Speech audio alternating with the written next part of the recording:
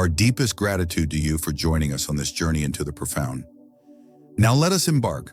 Why some say Earth is a living being. Imagine for a moment that the ground beneath your feet breathes, that the wind whispering through the trees is a sigh, and the roaring ocean, a beating heart. What if the very planet we inhabit, this colossal sphere of rock and water, is not merely an inert stage upon which life plays out, but a living, breathing, conscious entity? A vast, ancient being with its own rhythms, its own wisdom, its own delicate balance that we are only just beginning to comprehend. Tonight we unravel a mystery that has echoed through the ages, whispered by shamans in the Amazon, inscribed in the pyramids of Egypt, and recently rediscovered by cutting-edge science. We will delve into the profound idea that Earth is not just a habitat, but a living organism. Is this merely poetic metaphor or a forgotten truth, a fundamental understanding of existence that holds the key to our survival and our spiritual evolution?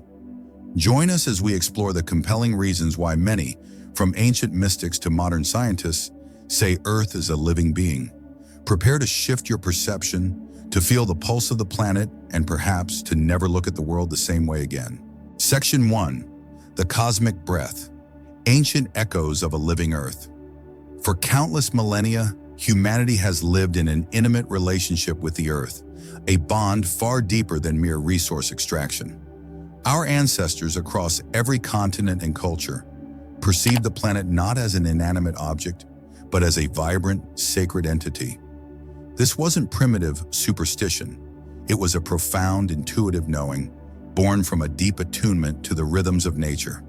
The ancients left you keys, encoded in their myths, their rituals, their very way of life, hinting at a truth we have largely forgotten. Consider the indigenous traditions of the Americas, where the earth is revered as Mother Earth or Pachamama. She is the source of all life, the provider, the nurturer. Every plant, every animal, every stone is seen as part of her sacred body. Ceremonies of gratitude, offerings, and prayers were, and still are, woven into the fabric of daily life, acknowledging this profound relationship. This wasn't symbolic. It was a direct acknowledgement of a living presence, a planetary consciousness with which they were in constant communion. They understood that to harm the earth was to harm oneself, for we are not separate from her, but integral parts of her being. Venture to ancient Egypt, where the earth god Geb was depicted as lying beneath the sky goddess Nut, symbolizing the fertile ground from which all life springs. The Nile, the lifeblood of their civilization, was not merely a river, but a divine artery, its annual floods a testament to the earth's vital pulse. In India, the concept of Bhumi Devi, the Earth Mother, permeates Vedic scriptures and practices, emphasizing the sacredness of the land and the interconnectedness of all existence. These weren't isolated beliefs. They were universal understandings, passed down through generations, often guarded by secret societies and spiritual lineages. These profound insights weren't just philosophical musings. They were practical spiritual techniques for living in harmony with the greater organism. This universal reverence for a living earth speaks to a shared human experience, a fundamental understanding that transcends geographical boundaries and cultural differences. It suggests that deep within our collective memory lies the knowing that our planet possesses a vital force, a consciousness, an intelligence that orchestrates the intricate dance of life upon its surface. The very act of acknowledging Earth as a living being transforms our relationship with it from one of ownership to one of kinship. It invites us to listen to her whispers, to feel her tremors, to observe her vast intelligence at play in every ecosystem, every weather pattern, every breath of air we take. This wasn't merely awe-inspiring revelation, it was the foundation of their very existence. They knew, as we are beginning to remember, that true power lies not in controlling nature, but in aligning with it. Section 2. The Planetary Organism. Scientific Glimpses into Earth's Life Force. For centuries, Western science viewed the Earth as a passive, geological entity, a stage upon which biological evolution occurred. But in the mid-20th century, a revolutionary idea began to emerge, one that echoed the ancient wisdom with startling precision, the Gaia Hypothesis. Proposed by British scientist James Lovelock and American microbiologist Lynn Margulis, Gaia posits that Earth's living organisms, its atmosphere, oceans, and land, form a complex, interacting system that can be thought of as a single, self-regulating superorganism. This was an awe-inspiring revelation, suggesting that the planet itself maintains conditions conducive to life. Think of your own body. It's an intricate network of organs, systems, and cells, all working in concert to maintain a stable internal environment. Your body regulates its temperature, blood pressure, and oxygen levels within narrow limits, despite external fluctuations. Gaia suggests the Earth does something remarkably similar, but on a planetary scale.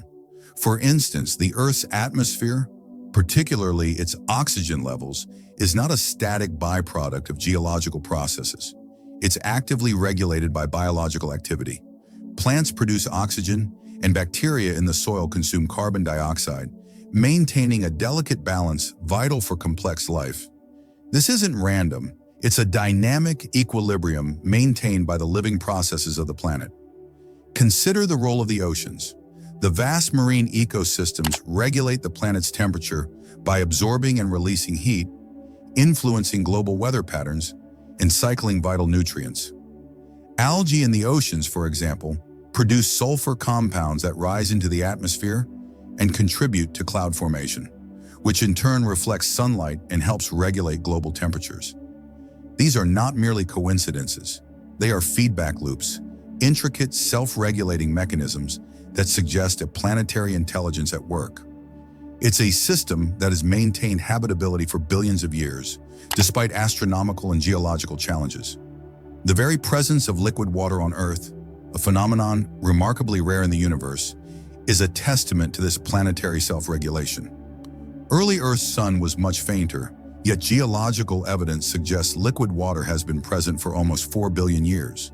This faint young sun paradox is one of Gaia's strongest arguments. Life itself must have actively shaped the atmospheric composition to trap enough heat, preventing the oceans from freezing solid. The Earth didn't just allow life, it actively engineered conditions for its persistence and evolution. This scientific perspective offers a rational framework for understanding the Earth as a living entity, mirroring the intuitive understanding of the ancients. It reveals the Earth not as a collection of separate parts, but as an interconnected whole, where every element, from the smallest microbe to the largest ocean current, plays a crucial role in maintaining the planet's overall health and vitality. This awe-inspiring revelation compels us to look at our world through new eyes, recognizing the profound elegance and intelligence woven into its very fabric. Section 3. The Interconnected Web. Our place in the planetary body. If the Earth is a living being, then where do we, humanity, fit into this grand organism? Are we merely passengers, or do we have a role to play within its vast, intricate body? Ancient wisdom and modern Gaian theory converge on a profound answer. We are not separate from Earth, but integral parts of her being, like cells within a larger body. This demands a radical shift in our perspective, moving from dominance to partnership, from exploitation to stewardship. Think of the human body. Every cell, every organ, contributes to the overall health and function of the whole.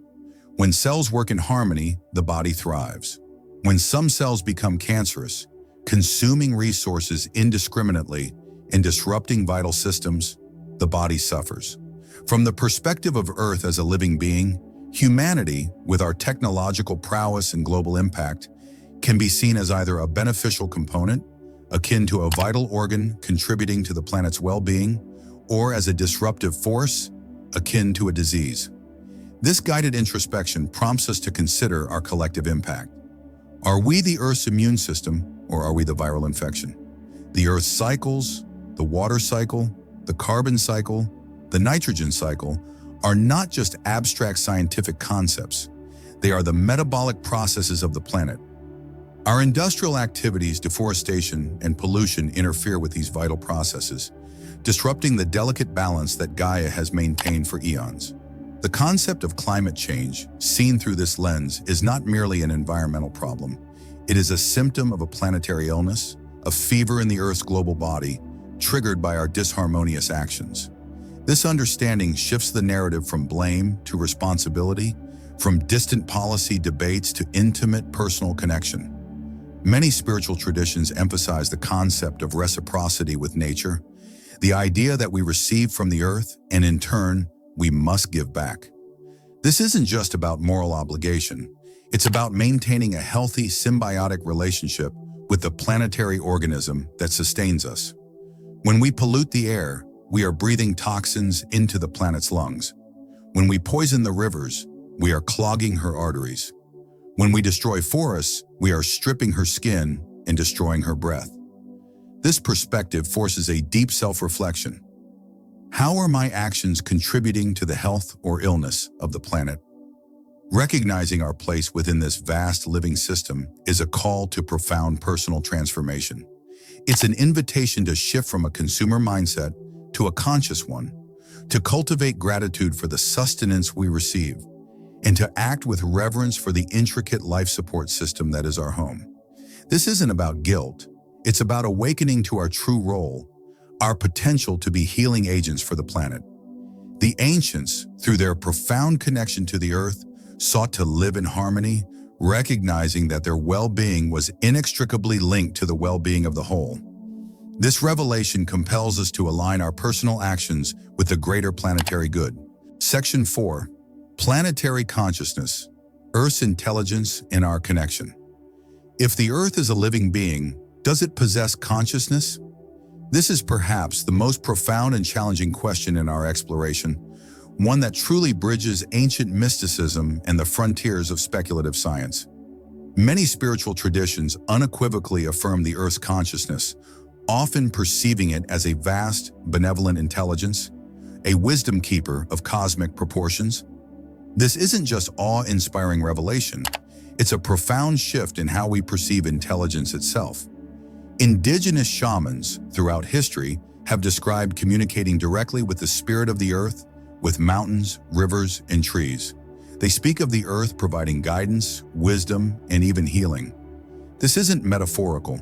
For them, it's a direct, experiential reality, a form of communion with a planetary intelligence that operates on a scale far beyond human comprehension. They understood that the earth speaks, not in human words, but in the language of seasons, weather patterns, geological shifts, and the subtle energies that permeate all life. The ancients developed sophisticated techniques for attuning themselves to this planetary consciousness, using sacred sites, rituals, and altered states of awareness to listen to the Earth's pulse. Modern science, while hesitant to use the word consciousness in this context, offers intriguing parallels. Consider the intricate biological networks that facilitate communication within ecosystems, such as the vast fungal networks beneath forests that allow trees to share nutrients and information, or the complex self-organizing principles observed in natural systems, from ant colonies to galactic formations.